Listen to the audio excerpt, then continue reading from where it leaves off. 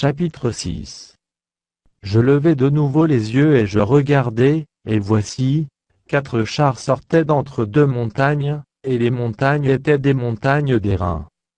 Au premier char il y avait des chevaux roux, au second char des chevaux noirs.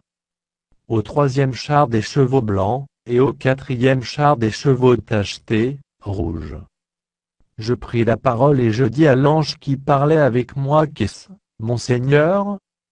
L'ange me répondit: Ce sont les 4 vents des cieux, qui sortent du lieu où ils se tenaient devant le Seigneur de toute la terre.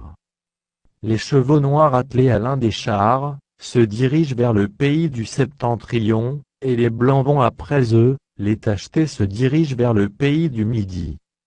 Les rouges sortent et demandent à aller parcourir la terre. L'ange leur dit: Allez, parcourez la terre. Et ils parcoururent la terre. Il m'appela, et il me dit: Vois, ceux qui se dirigent vers le pays du septentrion font reposer ma colère sur le pays du septentrion. La parole de l'Éternel me fut adressée, en ces mots.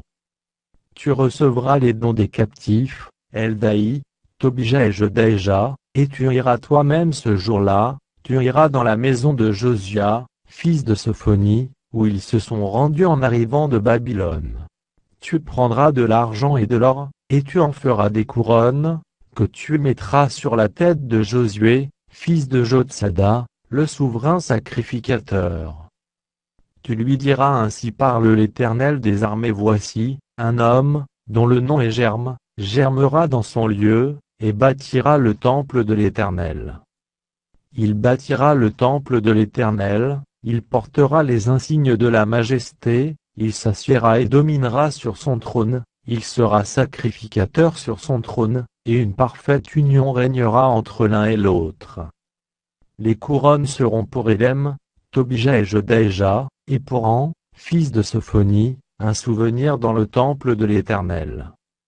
Ceux qui sont éloignés viendront et travailleront au temple de l'Éternel, et vous saurez que l'Éternel des armées m'a envoyé vers vous. Cela arrivera, si vous écoutez la voix de l'Éternel, votre Dieu.